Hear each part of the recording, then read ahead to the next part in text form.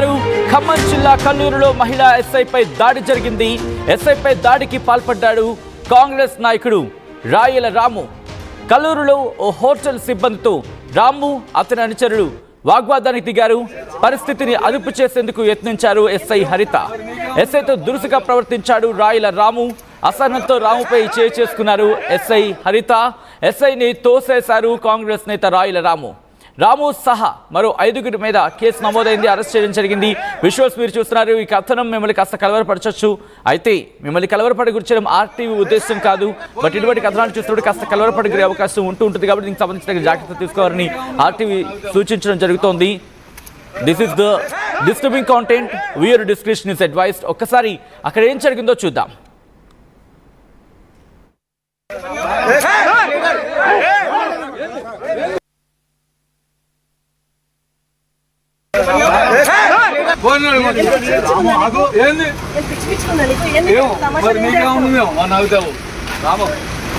ఒక లేడీ ఒక మొగోడు మీద చేసుకునే అర్హత ఉందా?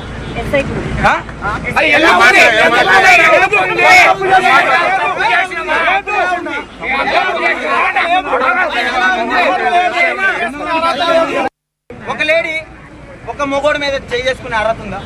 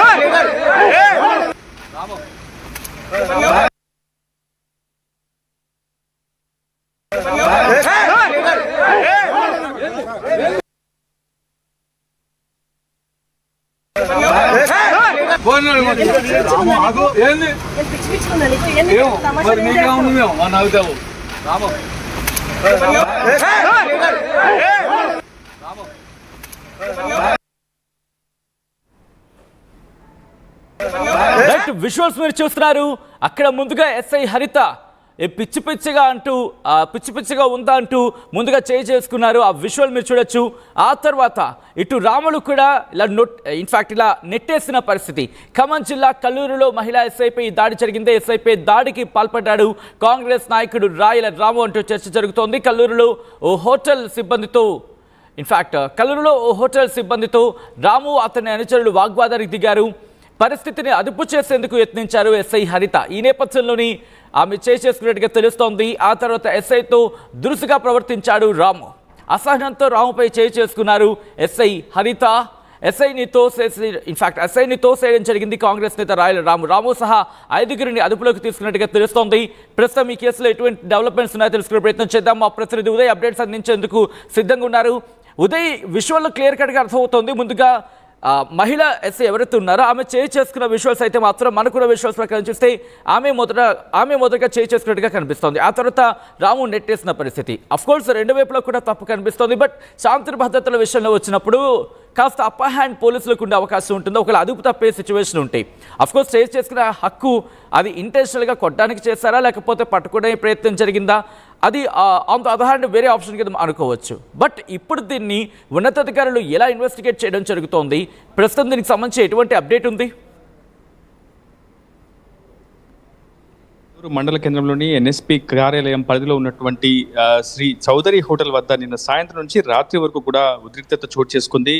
తల్లాడ మండలానికి సంబంధించినటువంటి ఒక కాంగ్రెస్ నేత రాయల రాము అలియాస్ రామారావు అనే వ్యక్తి తన అనుచరులతో కలిసి మద్యం మత్తులో నిన్న సాయంత్రం 6 గంటల సమయంలో చౌదరి హోటల్ వద్దకు చేరుకోవడం జరిగింది.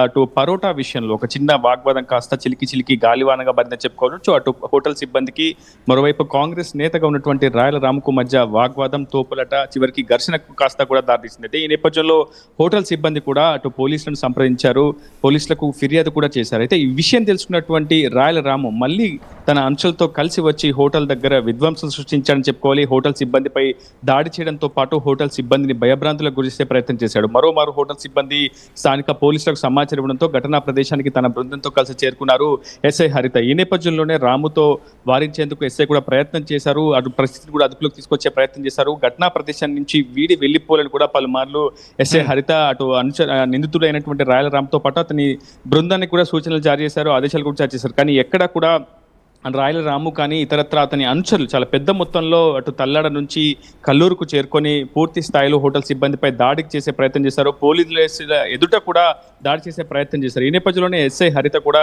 అటు నిందితులను పోలీస్ స్టేషన్కి తీసుకువెళ్లే ప్రయత్నం చేసింది. అప్పటికే రాయల రాము అనుచరులు కూడా ఎస్ఐ హరితను అడ్డుకునే ప్రయత్నం చేశారు. ఎస్ఐ హరిత బృందాన్ని కూడా అడ్డుకునే ప్రయత్నం చేశారు. ఈ నేపథ్యంలోనే ఇరువురు మధ్య కొంత వాగ్వాదం చోటు చేసుకుంది. ఈ నేపథ్యంలో పలు సంభాషణలు కూడా చోటు చేసుకుంది. పోలీసులు అయితే ఏం చేస్తారో, దమ్ముంటే ఏం చేసుకుంటారో చేసుకోండి, తాము కాంగ్రెస్ నేతలము, తాము చెప్తే మంత్రులు ఎమ్మెల్యేలు కూడా వింటారంటూ కూడా అక్కడ ఉన్నటువంటి స్థానిక కాంగ్రెస్ నేతలు ఉదాహరించినటువంటి సంభాషణ కావచ్చు పూర్తి స్థాయిలో పోలీసులకు కూడా ఆగ్రహావేశాలకు లోన్ చేసిందని చెప్పారు. ఈ నేపథ్యంలోనే ఎస్ఐ హరిత కూడా చాలా ఓపికగా అటు నిందితులతో మాట్లాడే ప్రయత్నం చేసింది, పరిస్థితులను అదుపులోకి తీసుకొచ్చే ప్రయత్నం చేసింది. కానీ అప్పటికీ ఒకవైపు కేసు నమోదు చేసిన తదనంతరం మళ్ళీ వచ్చి సాక్షులను బెదిరించినటువంటి నేపథ్యంలో పోలీసులు కూడా ఈ అంశాన్ని సీరియస్ గా తీసుకున్నారు. ఘటనా ప్రదేశం నుంచి పోలీస్ స్టేషన్ కి నిందితుడైనటువంటి కాంగ్రెస్ నేత రాయల రామును తరలించే ప్రయత్నం చేశారు. అయితే అతని అనుచరులు మాత్రం చాలా పెద్ద ఎత్తున చాలా సమయం పాటు అడ్డుకునే ప్రయత్నం చేశారు పోలీసులను. సో దీంతో తీవ్రమైనటువంటి అసహనానికి ఎస్ఐ హరిత గురైందని చెప్పుకోవాలి. ఈ నేపథ్యంలోనే పిచ్చి పిచ్చిగా ఉందా, తమాషాలు చేస్తున్నావు అంటూ కూడా కాంగ్రెస్ నేతను ఉద్దేశించి ఎస్ఐ హరిత చేసినటువంటి వ్యాఖ్యలకు ఏమో నాకు సంబంధం లేదు, నీకే పిచ్చి పిచ్చిగా ఉందంటూ కూడా అటు కాంగ్రెస్ నేత ఇచ్చినటువంటి దురుసైనటువంటి సమాధానం, అసభ్యపరమైనటువంటి పదజాలలో కొన్ని కామెంట్స్ పోలీసులను తీవ్రమైనటువంటి అసహనానికి గురిచేశాయని చెప్పుకోవాలి. ఈ నేపథ్యంలోనే ఎస్ఐ హరిత శాంతి భద్రతలను కంట్రోల్ చేసే నేపథ్యంలో బాగా అక్కడ చేరుకున్నటువంటి హరిత తీవ్ర అసహనానికి గురైంది.